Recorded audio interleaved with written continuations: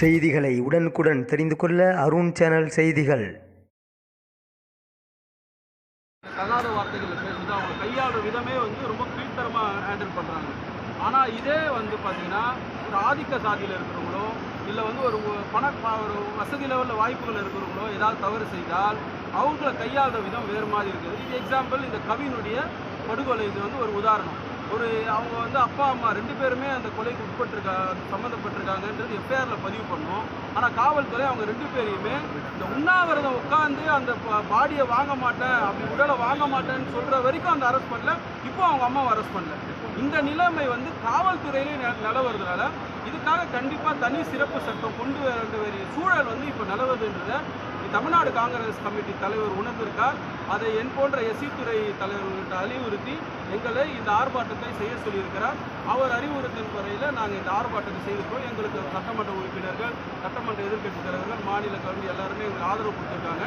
இதை நாங்கள் இந்த முன்னெடுப்பை இன்றைக்கி நாங்கள் முதல் நாளாக வச்சுருக்கோம்.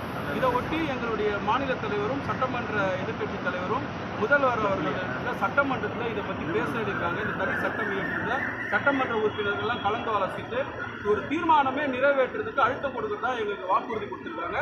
அந்த நம்பிக்கையில் இந்த ஒரு நாள் அடையாள உணவு நாங்கள் இருக்கிறோம்.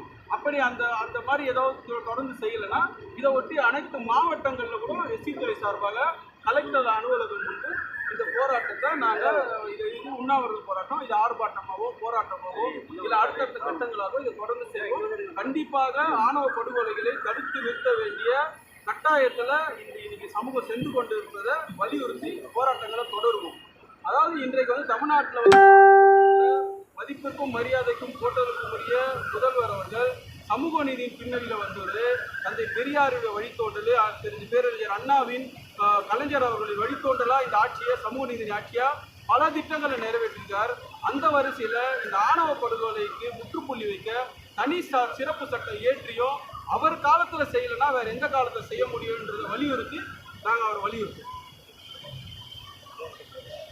ரஞ்சன் குமார், தமிழ்நாடு காங்கிரஸ் கமிட்டி எஸ்சி துறை தலைவர்.